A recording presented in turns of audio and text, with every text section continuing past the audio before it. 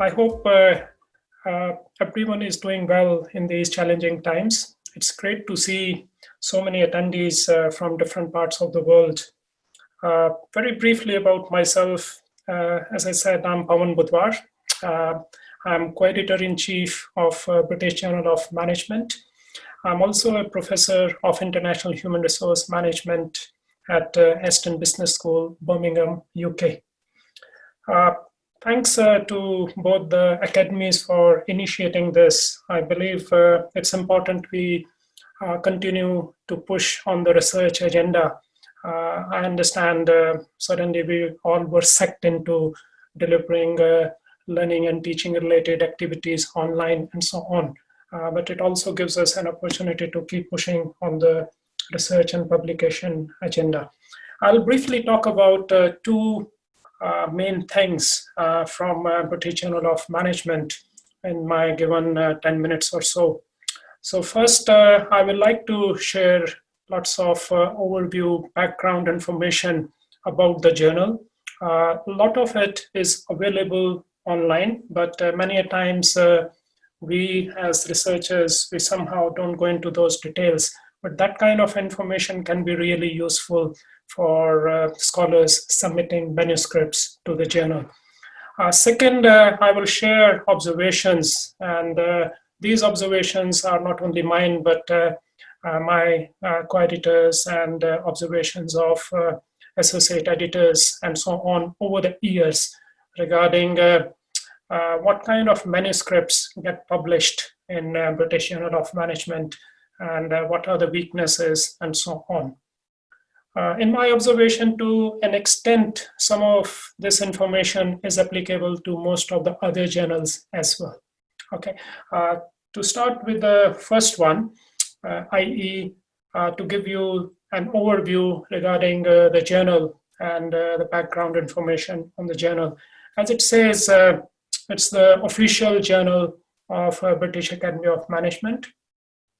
Being published for 30 plus years. We started celebrating the 30th anniversary last year at Academy of Management in Boston, and then continued those celebrations at the BAM annual conference in last September in Aston. Okay. The kind of emphasis of British Journal of Management, we believe it's one of the very few genuinely general management journal, where we believe it's a very broad church kind of setup, where we tend to cover possible functions of management and disciplines related to that. So on one hand, we have finance, accounting, corporate governance, sustainability. On the other hand, we also have business history and so on, supply chain management, project management, and all the other kind of main disciplines. We tend to focus on publishing solid theoretical driven manuscripts, which are also empirically investigation based kind of research. We tend to focus on multidisciplinary nature of research and, if possible, interdisciplinary research as well. In a moment, I'll talk about my co-editor and also about our deputy editor. We have 11 associate editors and these many editorial board members. And we have our managing editor as Emma Messon, who tends to be your first, majority of the times, first point of contact when you are submitting a manuscript to British Journal of Management. So on the left-hand side, it's me, and you can see from the video as well.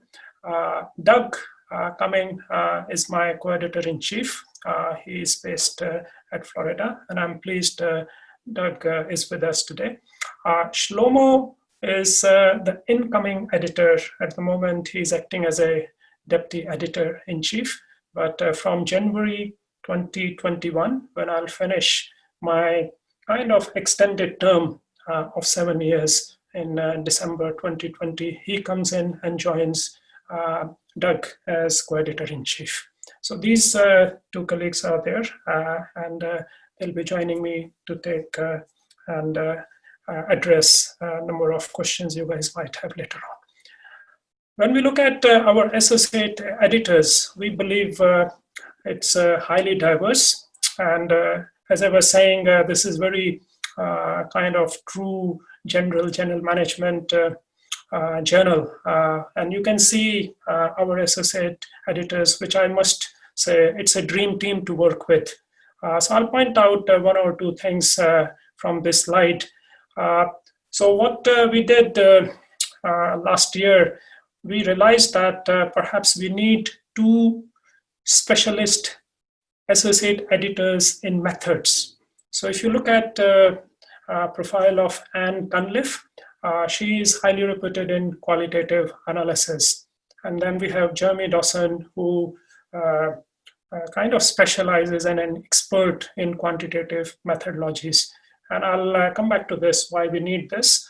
But we also have an associate editor, George Freinas. He deals with all our communications related kind of activities. Okay. When you are submitting manuscripts, if you look at the associate editor's team, most likely you might be able to judge who might be handling your manuscript. We are looking for 3 kind of contributions, maybe a bit more than that, but this is linked with the kind of submissions we are looking for. Okay, so we are certainly looking for original papers, as I said, theoretically driven and based in solid empirical investigations. We are also looking for our regular special issues, which we tend to have 1. Every year, we sent out the call for proposals in November. And based on that, we make a decision.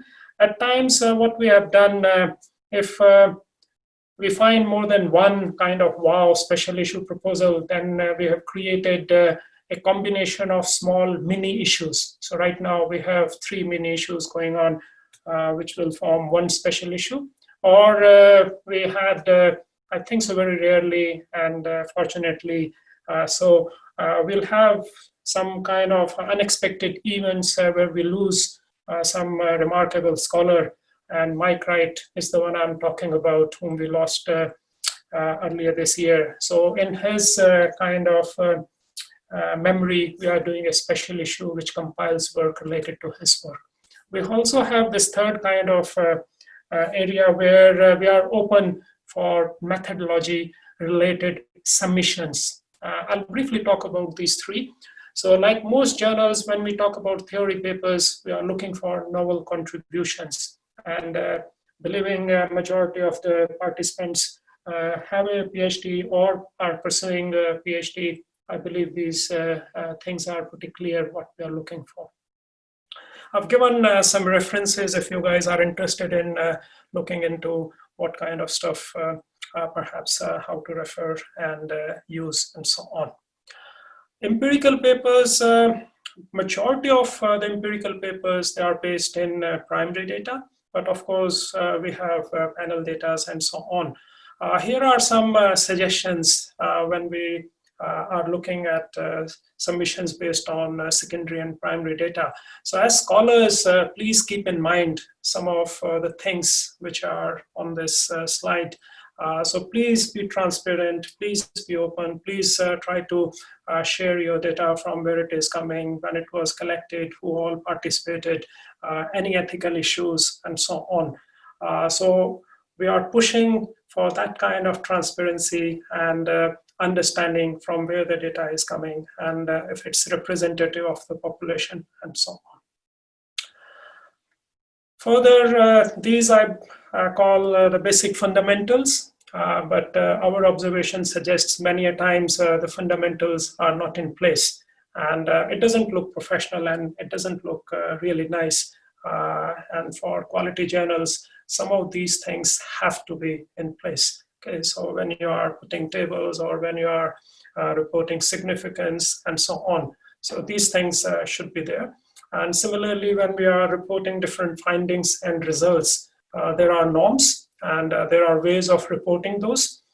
So generally we are okay with the statistical significance, but many a times we ignore the economic significance if it is relevant for your piece of work and so on. Methodology Corner is pretty unique to British Journal of Management, where we are very much interested in inviting and having submissions. So far, you guys are able to challenge and find out kind of drawbacks in some existing methodologies and are able to propose something along the lines how you take things forward in that given kind of area of methodology.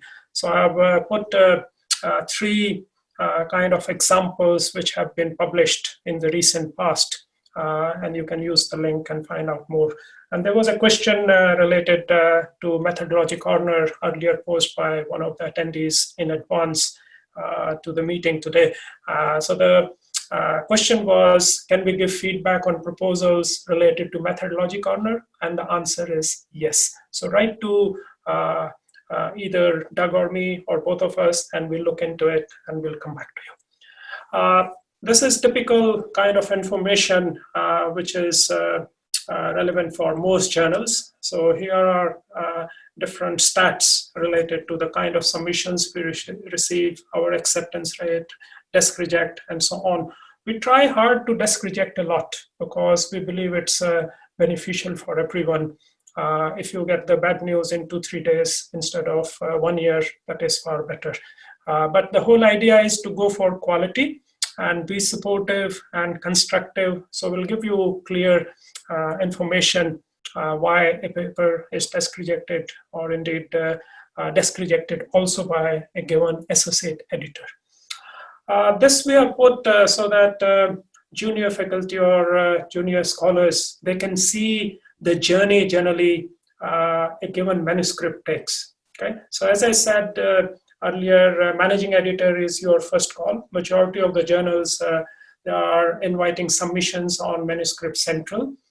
So once they are submitted, the managing editor briefly looks at them, and she randomly allocates one manuscript to me and one to Doug.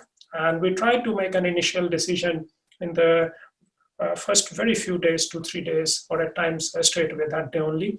And we do handle some manuscripts to find a balance of load with our associate editors. Otherwise, we allocate it to them. Later on, what happens depends a lot how quickly we are able to find reviewers. We try to get 3 reviewers. At times, it takes much longer to find these 3 reviewers, but we aspire, and I believe 95% of the cases we manage to get them. Last couple of slides before I hand it over to Dermot to talk about International Journal of Management reviews. Why papers get rejected? Okay? And this is based on our observations of the last few years. Okay, so regularly we'll find one or a combination of these reasons why a manuscript is rejected. And again, most of these are self-explanatory, but 1 or 2 of these, for example, BJM generally don't tend to publish manuscripts with a very narrow focus. For example, research can be impact of COVID-19 on operations of school in the UK, a case study of primary school in Sutton Coldfield, which is in Birmingham. So the focus would be, primary investigation would be so narrow, where we are looking for much broader focus where possible. The methodological kind of weak or description, many a times we start research with established methodological weaknesses. For example, we know linkages between certain variables can't be robustly explained on the basis of cross-sectional design and so on. And still we'll come across lots of submissions where scholars have pursued that and are trying to defend that it's a robust piece of research and so on. What constitutes a publishable paper? The first point is really important. All of them are important, but certainly we are looking at all aspects. whether the research pursued is timely, whether the topic is really interesting, whether the research problem is well developed, whether the theorizing is to the extent the way we would like to see, whether the right kind of methods have been adopted and utilized, and the last bit, which is equally important, the useful contributions a particular submission is making. Okay, fit with the journal, I think so we understand this, addressing the fundamental questions of why, how, and so on.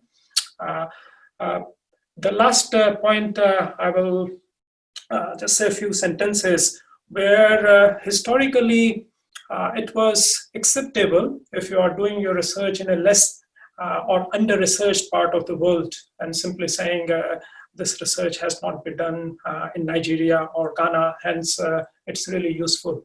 At the moment, we have advanced, and that kind of explanation is a starting point, but it's not good enough. So it's important you contextualize your research properly using the right kind of theories, and then moving into the research context, if the example was Ghana or Nigeria, specific sector, and go much deeper and establish your research in that kind of field. So I'll stop here. I think so I've taken more than 10 minutes. So I'd like to thank everyone who has been supporting the journal so far. And we are always looking for reviewers and editorial board members. And if you feel you are suitable, then write to us. So I'll stop here, and later on, along with Doug and Shlomo, I'll be happy to take questions. Okay, so IGMR was 20 years old last year.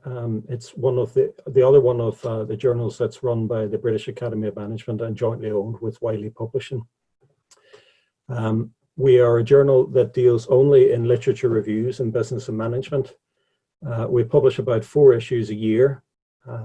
Our current impact factor, 2-year impact factor, is 7.6, and that's been increasing steadily over the last 10 years. And our 5-year impact factor is over 10.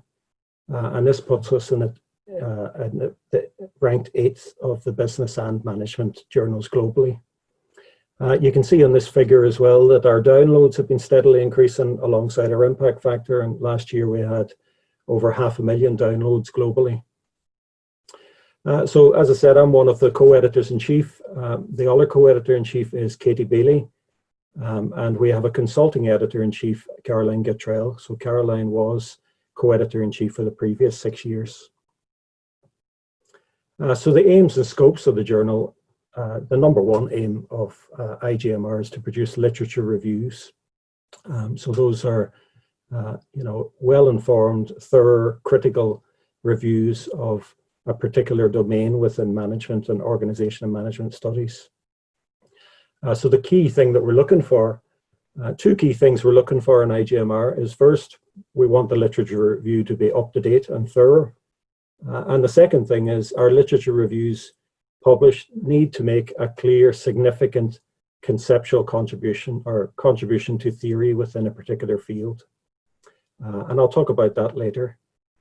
So really the idea of IGMR is that our papers will not only look backwards in terms of reviewing a field, but look forward in terms of setting out new paths or new strategic platforms from which to sort of launch new paths and directions in research. So our reviews are not just descriptive reviews, they're very much theory development reviews. And we see them as an important part in the overall development of theory within the field, the wider field. So what makes IGMR distinctive? There aren't that many journals in organizations and management studies that publish literature reviews. We've got the Academy of Management Annals, we've got Journal of Management that does specials on literature reviews. JMS has started to do literature reviews. IGMR has been doing it for 20 years. So this is the only thing that we do. It's what we specialize in. We don't specialize in any particular domain or discipline. So we publish reviews right the way across the board, from marketing and finance, right the way through to organizational behavior. Most importantly, and what makes our reviews distinctive is, as I've said, all our reviews make some sort of contribution to theory. And, that could be, gap spotting approaches where you identify a gap in the literature and try and develop some sort of theoretical solution to that gap. Or it could be much more, much more bold and adventurous in terms of what the author is trying to do. So we don't set a particular limit on the style or the type of contribution that we're looking for, as long as it has a contribution to theory. And increasingly, as we've outlined in the last two editorials, we're looking for papers that are interdisciplinary. So the problems that, organization and management scholars are facing are increasingly interdisciplinary. The challenges that we face as a society aren't just confined to one domain.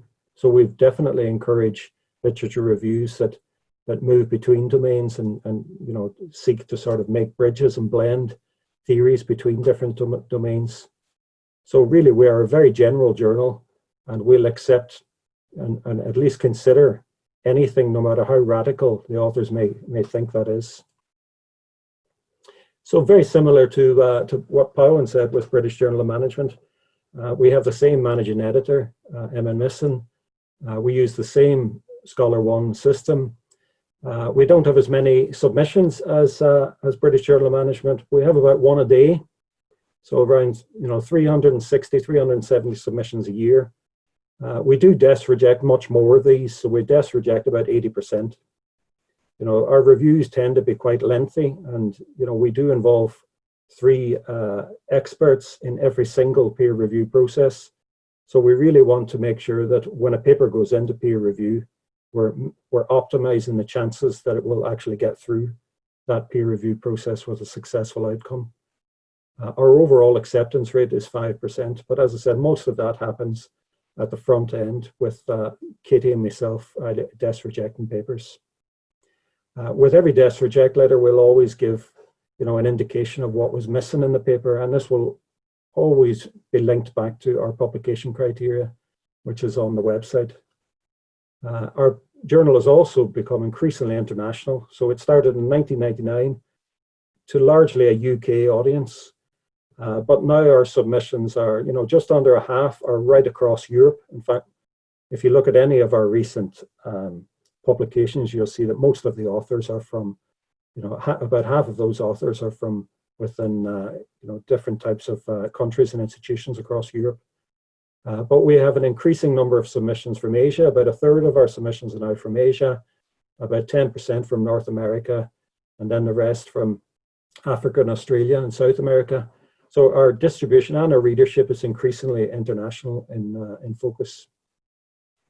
So the publication criteria, so you'll find all these details on our website. As I said, we're a generalist journal, and you can do a literature review on any topic within that. But the things that we're looking for is the first sort of thing is the literature itself mature enough to warrant a review? So this doesn't necessarily exclude emerging topics, but if you're developing theory in an emerging topic, it's likely that you're going to have to draw on literature outside that topic as well. So to focus the review just on a very small selection of papers is very unlikely to get through, get put into the peer review process. We're looking for the reviews to be differentiated in some ways. So we don't want reviews that are, direct extensions or copies of reviews that have been done in other journals or in IJMR. We're looking for the reviews to be up to date, to be a sort of authoritative, assessment of what's happening in a particular field, because ultimately we will choose experts within that field to act as reviewers for the paper. And the review shouldn't be descriptive, it should be critical. It should be, a critical assessment of the development of the literature. And another thing that we sometimes see with submissions is authors sometimes unnecessarily restrict the time period over which the review is completed. And again, we're looking for well-reasoned arguments as to why you've included a particular literature, and what are the theoretical grounds for justifying that. And finally, the key thing for us is that the review has to be saying something new. It has to be shedding new light on a particular literature. putting forward a new framework, new perspective, new ideas, new insights. Without that, it won't go out for peer review. So we won't send a paper out for peer review unless we see a very clear potential that the paper could make a strong and novel conceptual contribution. There are other things that we, unlike maybe other journals that publish literature reviews, are looking for. We ask for a methodology. So this doesn't have to be, not all reviews have to follow, let's say, the systematic literature review approach of, Tranfield and Denyer or whatever. What we're basically looking for here is that you outline why you've included certain parts of the literature, what the justification for that is, and why you've included those literatures and how that's developed your thinking. We encourage reviews that are narrative in their approach and that assess the development of the field and the different aspects of a particular field. We don't necessarily exclude the more quantitative number crunching type bibliometric papers, but it's important that if those are the types of reviews that you submit, you also include a very strong narrative and development of theory from that. And this is something that's very often lacking with those papers. So the don'ts are, we have a lot of authors that really don't read the journal submission guidelines or publication criteria. We do get a lot of empirical papers sent to us, even though we only publish literature reviews. So, every week I have to desk reject papers because they're empirical. So again, because people haven't read the publication criteria. A paper might be desk rejected as well if the field isn't mature enough or poorly defined. I would say the number one reason is because there's an unclear contribution. In other words, the literature review is descriptive in its nature and it's not putting forward anything new, any sort of new ideas or new insights. There are lots of other reasons, to do with, for example, the literature being too broad, fighting too many battles and too many fronts. These are common to any sort of journal, really. And, there are other issues then to do with the presentation and writing style. Again, these would be common to other journals. So those are the key contexts that we have. There are two things I'd just like to say at the end. We have two calls for special issues that are going to be, the deadline for these is February next year. So the first of these is a special issue on grand societal challenges. And the second is a special issue on problematizing theory and globalization. So you'll find details of both of those on our website. Okay, thank you very much for that. Hello, I'm Sarah Robinson. I'm the co-editor of the European Management Journal, and I'm going to talk to you today a little bit about what the journal is, what it publishes, and how you can publish in the journal. So the journal is co-owned between ESCP Business School and the Adam Smith Business School at the University of Glasgow. The editor-in-chief at the moment is Minas Kastinakis, and the managing editor is Joanne Duncan. The European Management Journal, EMJ, has increased its impact factor considerably in the last few years. It's currently at 2.369, and there are some other statistics here for you to have a look at. One of the things I think you would be very interested in is our review speed. We aim to turn papers around within a week from acceptance, either with desk rejection or to be sent out for review to the associate editors. Then we expect a first decision after review in 16 weeks and a final decision within 34 weeks. So we process papers pretty fast. So if you're interested in publishing a paper quite fast, this is certainly a journal to consider. We are growing enormously in popularity. We have around 1,000 submissions this year. And we have a rejection rate of around 90% with an acceptance rate of 9.6%. In terms of our authorship, as you see, We do have a lot of authors from Europe, but it is growing in terms of other parts of the world, for example, China, Australia, Africa, South America, North America, and so on. And you'll see that our readership is very global. So we're working very hard to increase our, the global nature of our authorship across the world. We normally attend conferences in many parts of the world, so please, once we can attend conferences again, please come and talk to us if you see us at conferences. And we have also increased our editorial board to include a wider global representation. So about our name, we are the European Management Journal, but that doesn't mean we just publish papers about Europe. We like papers that are generalizable to Europe, but can be about any part of the world and written from any part of the world, as I've just said. We also like papers that might draw on a European tradition of thinking or authorship. But generally, we are a broad management journal. We have papers on all management and business topics, the wide range. We like papers that make a substantive contribution to knowledge, that are original and innovative. Okay. We like papers that are generalizable, as I said, to Europe or to other contexts, and that are interesting to many disciplines, as we are a interdisciplinary journal across the management subject area. So we like papers that have wide research questions rather than very, very narrow subject-specific ones. We also have quite a wide practitioner followership, so we like papers to be accessible and interesting to non-specialists. We invite papers to be not too technical in their language, so they're accessible to a wider audience. We encourage authors to draw out the practical implications of their work. So practitioners can find things of interest and use within their papers, within your papers. We publish a lot of empirical contributions.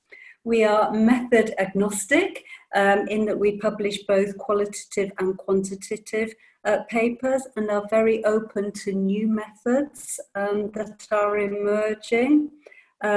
We are rich, we like rich interdisciplinary work that has good theoretical contextualization. We also publish theoretical contributions and integrative reviews or systematic literature reviews. We also publish some methodology papers, especially where there is a new methodology being laid out and being developed.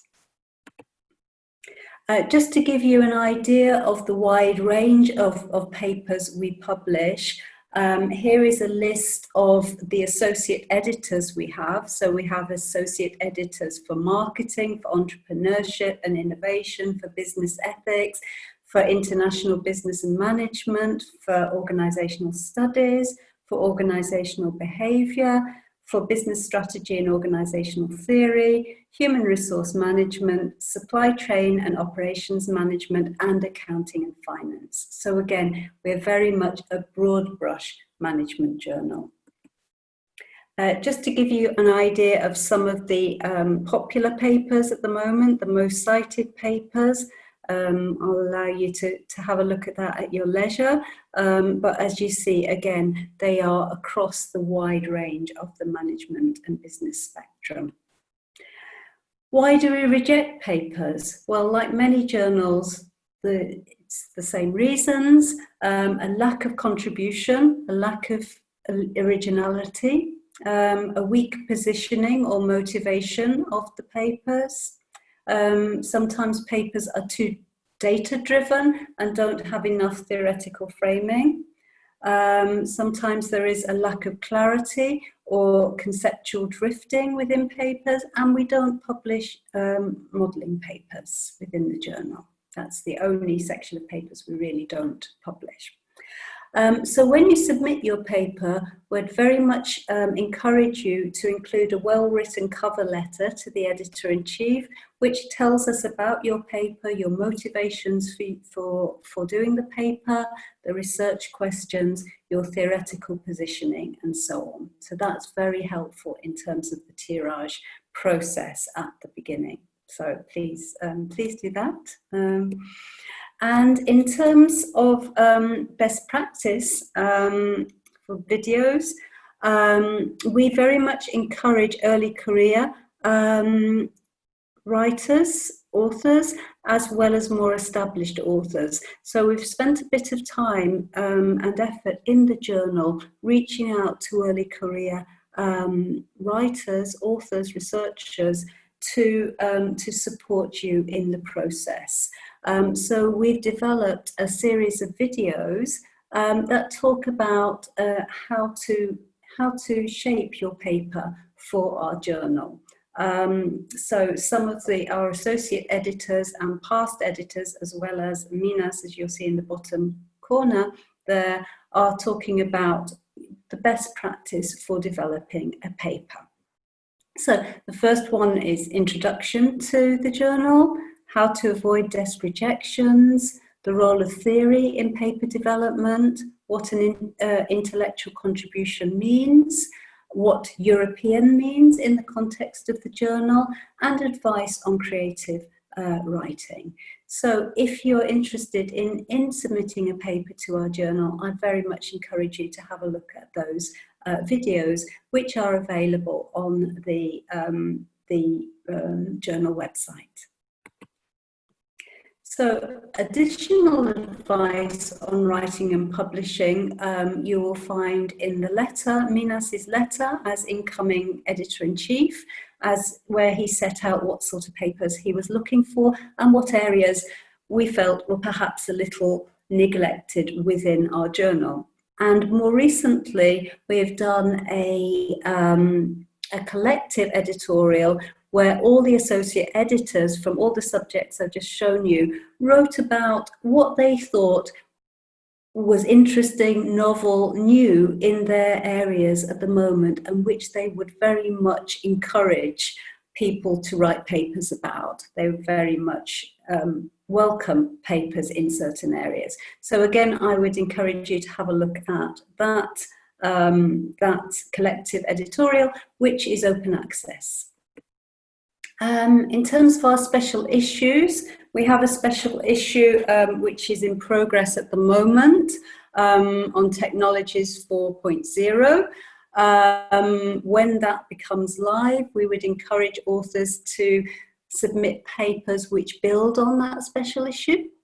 We also have 2 open calls at the moment for special issues, one on mergers and acquisitions, which the deadline is quite close in October this year, and the second one in integrating organisational research, individual, team, organisation and multi-level perspectives, which the deadline is April 2022.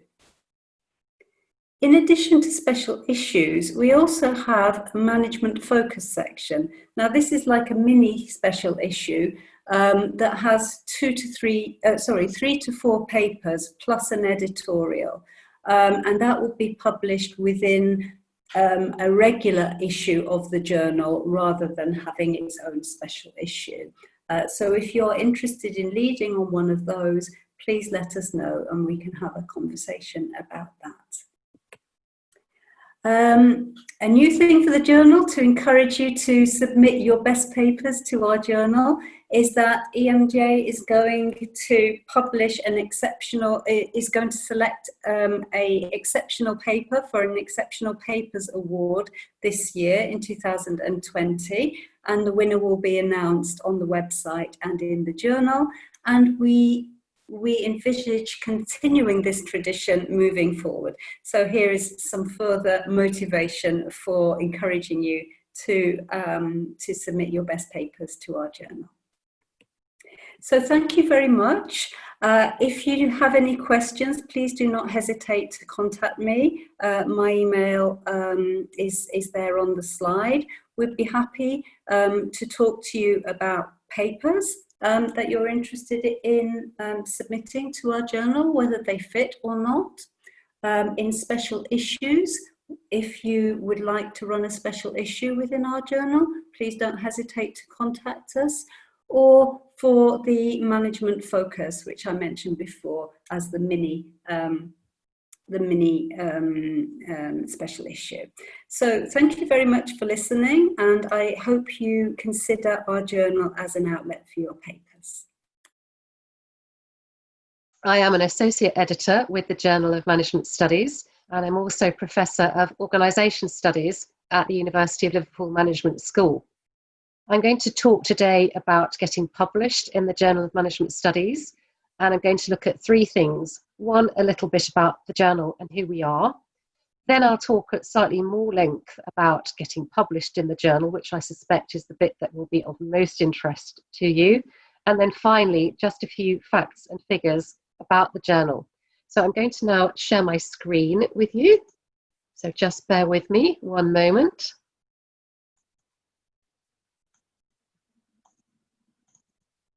Here we go. Let's put that so you can see the slides. Okay. So who we are. So JMS was established in 1963, so it's a long-standing management journal. It's one of the first. And our mission at that time was pretty much the same as it is now. We look to publish original, innovative, and high-quality papers that advance conceptual and empirical knowledge and address practice in the area of management and organisations. We're highly ranked, we're globally respected, and we're a multidisciplinary journal. We have 3 general editors and 9 associate editors, and we're based across Europe and North America. And we're really fortunate in having a dedicated editorial office, extremely knowledgeable and very supportive, both to ourselves and to our authors and reviewers, located in Durham University and managed by Margaret Turner. So here we are, here's the editorial team. This is us, as I say, 3 general eds and 9 of us associate editors. We're highly ranked. Our impact factor at the moment is just under 5, and we're ranked 28 and 32 respectively in business and management. And we've been on the FT Top 50 list since 2010. We're also category 4 in the CAB's Academic Journal Guide. I think JMS is perhaps a slightly different journal than some others. We do really value the personal touch, and at this time we don't use Manuscript Central. All our correspondence is looked after personally by members of the editorial office. I have to say that's likely to be changing because of the volume of papers that we receive. So we will be moving next year to Scholar One, but the editorial office will still be there and still be looking after papers and authors in a personal way, and you will be able to talk to them if you have any queries. We have quite a strict ethical code at the way that we operate. So as an example, JMS editors have a fixed term, and we're not allowed to publish in the journal during that term, which I think does help in ensuring that submissions receive an objective and an unbiased initial evaluation if they're going to be sent for review. And they're always reviewed by appropriate and suitably qualified reviewers. We have a very proactive and engaged editorial board, all experts in their subjects and all pleased to review the JMS.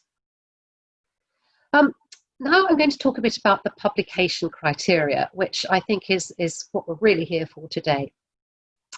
So what do we actually look for? Well, we're quite broad in our range. We're looking for papers which can be either empirical or conceptual, or indeed a review paper with a conceptual aspect to it, which will advance knowledge of management and organisation across a range of fields. We're looking for papers that might be unusual, quirky, a bit surprising, and always with a strong theoretical orientation.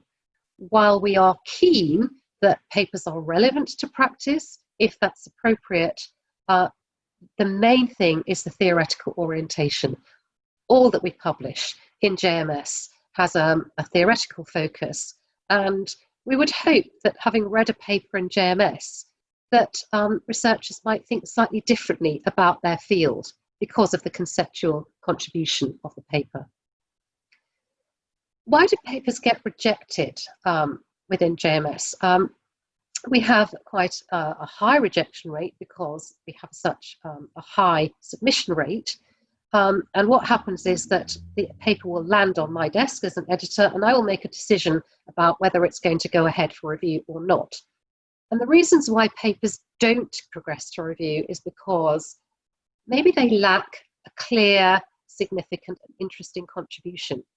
Or maybe it's there, but it's so hidden that it's very difficult to pick it out. So I think there's a really important point for authors to bring forward the contribution and to make it clear, so that right up front, the editor who's reading the paper knows what it's about and knows where the contribution lies. It might be that the paper lacks methodological rigor, or perhaps the research design doesn't really fit or align with the ontology. A lack of a clear and appropriate theoretical framework, which kind of links in, and a lack of clear implications for management theory and practice. I was looking yesterday at a really interesting paper where the implications for theory and practice were kind of buried. They were there, but they weren't clear. So in fact, in that case, I did write to the author saying, would you like to have another look at your paper and resubmit it before I send it to review, making it crystal clear for the reviewers what the paper's about. Rather than dwell on the reasons why papers don't get accepted or move forward with JMS, I thought it was worth covering some handy tips as to what makes for a good paper and why a paper would go forward for review within JMS. The first one sounds obvious, and it quite surprises me as a journal editor how often people don't do it. Pay careful attention to the author guidelines and read the journal. Have a look at what the word limits are.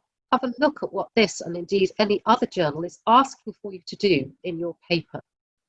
In particular, have a look to see if other people have published in JMS on your topic area, because if they have, that might be a good sign. It means there's a conversation going ahead that you can join. So you could read what they've said and then demonstrate how your work builds on and extends what they've done. It's really important to make sure that the paper delivers on its promises. Ask yourself, does it fulfill its aims?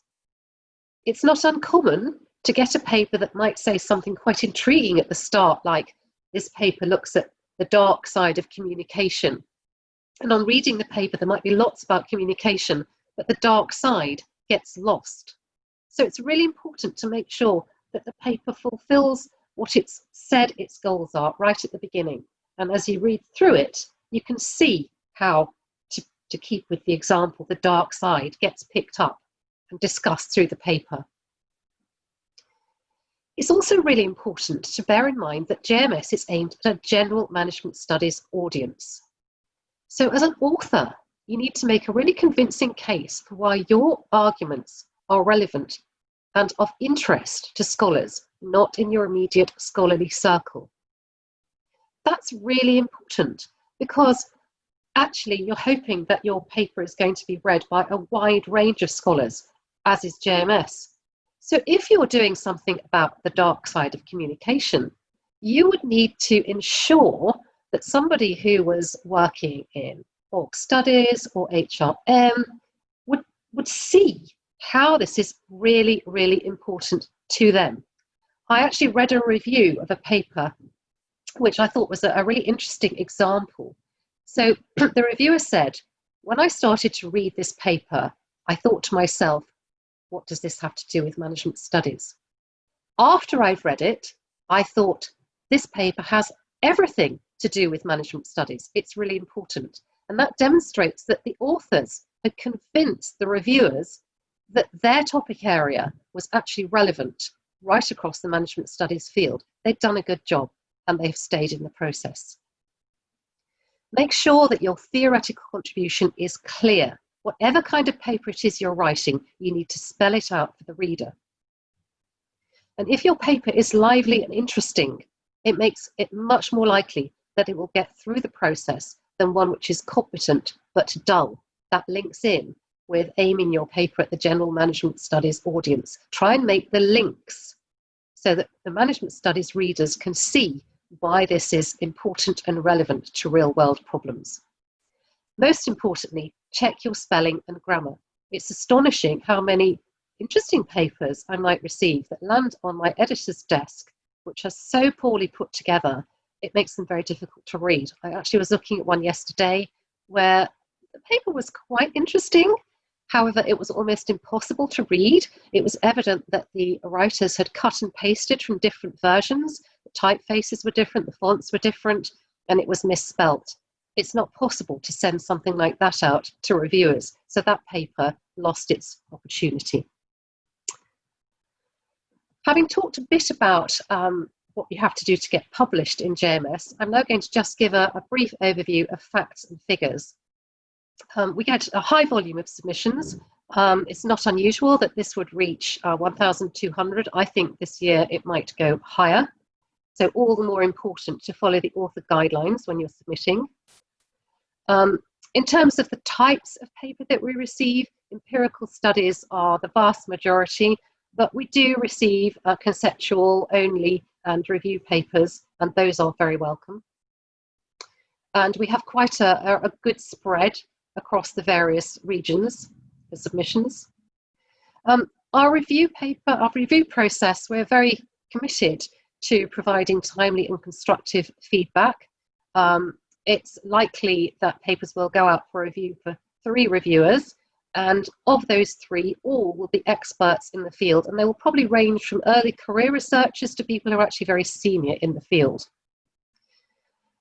If you are lucky enough to get a revise and resubmit, you will get good feedback from your editor about what you have to do in order to remain in the process. If, in fact, your paper is rejected from the editor's desk, the editor will also go to some trouble to actually give you some feedback, to tell you what it is about the paper that meant it was rejected, and hopefully make some suggestions for what you might do if you decide to recraft the paper and submit it to a different journal. So whatever the situation, you will get feedback from JMS. Our turnaround, we have an average of 4 days to give you an initial decision once the paper hits the editorial desk. Our rejection rate is quite high. It does stand at 57% for desk rejection rates and 31% for later rounds, and that means that our acceptance rate currently stands at around 5%. However, I would say that's not as bad as it looks at first sight, because some of the reasons why papers are rejected are the ones that I've given you, and they're easily resolvable, like the paper which I saw yesterday that was potentially quite interesting, but so badly put together, I just couldn't send it out for review. In terms of the types of articles, the ones I focused on here are the regular articles and the review articles. The regular articles would include empirical papers, conceptual papers. They're all submitted on an ad hoc basis, and they're all managed by the editorial office. The same with review articles. JMS says, and point counterpoints are slightly different. These are either essays intended to catalyse new thinking, or articles which put forward a position and are perhaps countered by an article with a different position. Those latter two tend to be papers that are possibly by senior scholars, and you'd have to send a proposal first. So the majority of papers that we receive, and that I'm really looking at today, are the regular and the review articles. We have any number of special issues. I've just put up here a list of some upcoming calls, and you can always look on the website to find out more about those. JMS also works hard to promote your paper once it gets published, and we have very good links in terms of social media, and we do a lot of work to make sure that papers are posted quite widely. So I'm going to just stop sharing now and say thank you very much indeed for listening to the presentation. you will be able to meet myself and all the other editors live at the BAM session. And this particular session, I think, will be available for you to pull up and run through as many times as you like. Thank you very much indeed for listening. I do hope that that has been helpful, and look forward to seeing some of you at least at the BAM session. Thank you.